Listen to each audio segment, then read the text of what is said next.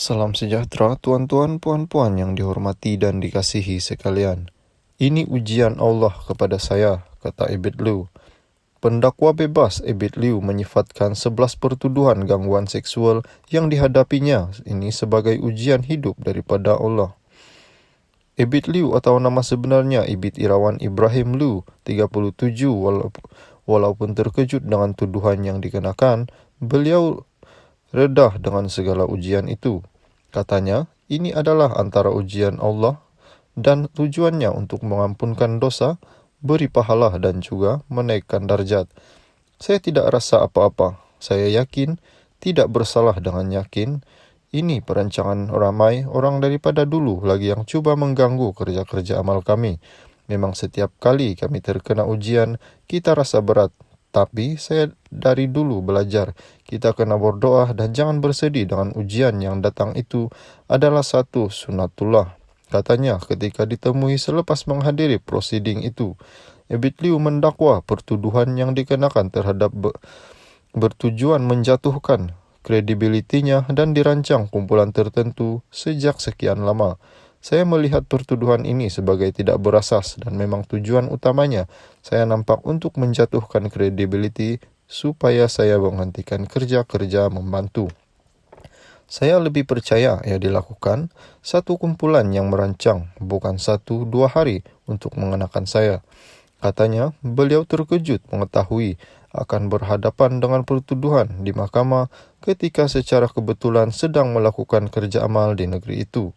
Sejak beberapa hari lalu, ketika melakukan kerja amal di Sabah, selama 40 hari, tiba-tiba saya dapat tahu terkejut juga karena bukan perancangan untuk ke mahkamah, tidak ada. Tetapi saya rasa tidak apa-apa sebab tahu ramai tidak bersalah dan yakin ini rancangan ramai dari dulu lagi macam-macam gangguan terhadap kerja amal. Saya redah dan anggap ini ujian daripada Allah. Saya rasa tenang melaluinya. Kena pula ketika buat kerja amal, katanya. Terdahulu, Ebit didakwa mahkamah litar di pejabat daerah Tenom terhadap 11 pertuduhan berkaitan gangguan seksual. Ebit bagaimanapun mengaku tidak bersalah selepas pertuduhan dibacakan di hadapan Magistrate Nur Ashraf Zulhani. Ebit didakwa mengikut Seksyen 509 Kanun Keseksaan yang memperuntukkan hukum penjara sehingga 5 tahun, denda, atau kedua-duanya bagi setiap pertuduhan.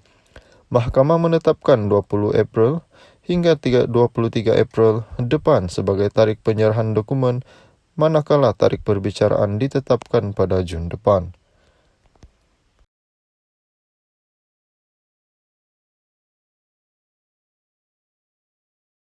Salam sejahtera tuan-tuan, puan-puan. Ebit Liu bawa pulang 2 beranak terkandas di Jakarta. Penceramah bebas Ustaz Ebit Liu hari ini berkesempatan bertemu dengan 2 beranak warga Malaysia di Jakarta, Indonesia apabila mereka dikatakan terkandas di negara seberang itu akibat permasalahan visa yang telah tamat tempo. Seorang bapa yang hanya bertugas sebagai seorang pengawal keselamatan nekat menemani anak lelakinya yang tidak dapat pulang ke tanah air disebabkan visanya yang tamat tempo. Difahamkan anaknya merupakan penuntut di salah sebuah madrasah di negara tersebut dan kini mengalami masalah kesihatan yang memerlukan dia pulang ke Malaysia.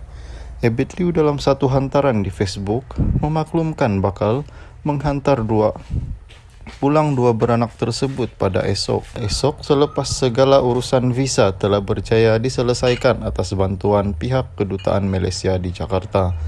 Sayu sebab rasa jumpa orang Malaysia di Jakarta, berat ujian seorang ayah ini dan anaknya yang terkandas di sini. Saya terbaca di komen Facebook saya, keluarganya di Malaysia buat pelbagai usaha, anaknya belajar di madrasah di Indonesia. Takdir Allah, akhirnya anaknya sakit dan kena bawa balik. Sampai di lapangan terbang tak boleh balik kerana visa dah tamat. Tak boleh nak balik Malaysia sebab masalah visa, ada denda katanya. Tambah Ebit Liu selama 20 hari 2 beranak berkenaan terkandas di Jakarta sehingga memaksa mereka untuk tidur di merata tempat termasuk di lapangan terbang dan masjid. Tiket balik terlepas kerana hal visa. Sedih rasa sebab uang belanja semua habis. Telefon pula habis bateri, tak dapat nak keluarkan duit habis langsung. Dengan ubat jantung habis. Cinta seorang ayah membuat anaknya semangat nak menuntut ilmu kongsinya. Salam sejahtera tuan-tuan, puan-puan yang dihormati dan dikasihi sekalian. Kes Ebit Liu, Emarem berperanan bantu wanita berkaitan kes seksual. Pendakwa Firdaus Wong dipanggil sebagai saksi pendakwaan ketiga bagi perbicaraan kes gangguan seksual mengaitkan pendakwa terkenal Ebit Liu di Mahkamah Magistrat Tenom. Firdaus Wong atau nama sebenarnya Firdaus Wong Wai Hung, 39, mula dipanggil sebagai keterangan pada sesi perbicaraan sebelah petang yang dilakukan di hadapan Magistrat Nur Ashraf Zolhani. Datuk Idris Ahmad hari ini memberi 4 nasihat kepada pendakwa selebriti bagi memastikan mereka tidak terjebak dengan perbuatan tidak bermoral dan tidak lagi dipercayai masyarakat. Pertama, katanya, mereka perlu sentiasa mengamalkan setiap dakwah yang disampaikan kepada masyarakat. Kedua, sentiasa bermuhasabah diri. Ketiga, menyedari risiko menjadi seorang individu yang mempunyai pengaruh kepada golongan masyarakat. Dan terakhir, menjaga tingkah laku. Beliau memberi nasihat itu susulan beberapa kes tidak bermoral didakwa dilakukan pendakwa selebriti terkenal dengan yang terbaru membabitkan pendakwa bebas yang jadi pelakon ditahan polis pada Khamis selepas didakwa melakukan jenayah amang seksual terhadap remaja lelaki. Julai lalu, seorang pendakwa selebriti juga ditahan polis atas kesalahan merogol gadis di bawah umur selepas mangsa menghubungi lelaki terbabit di media sosial bagi bertanyakan masalah agama. Februari lalu, seorang lagi pendakwa selebriti dihadapkan di mahkamah dipercayai membabitkan 11 pertuduhan termasuk berkaitan gangguan seksual. Idris berkata, pendakwa selebriti perlu sentiasa ingat dan mengamalkan dakwah yang disampaikan kepada masyarakat. Kita kena sedar bahawa apa yang sering kita bercakap, iaitu dakwah, kita sering lupa tetapi orang tidak akan lupa. Kedua, setiap pendakwa, ustaz serta dai harus sering muhasabah diri sendiri khususkan mengenai apa yang dicakap dakwah.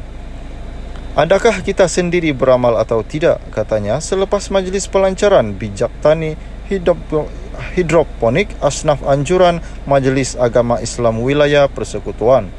Idris berkata seorang pendakwa atau ustaz juga perlu menyedari risiko menjadi seorang individu yang mempunyai pengaruh kepada golongan masyarakat. Mereka kena sedar selebriti ini mempunyai pengaruh yang tersendiri. Malah, saya sebagai seorang ustaz juga mempunyai pengaruhnya. Disebabkan itulah, anda perlu beringat, walaupun kita bukan manusia yang sempurna dan mempunyai kesalahan, kita juga perlu meminimumkan hal sebegini. Jika tidak, ia akan menjatuhkan imej kita sebagai pendakwa.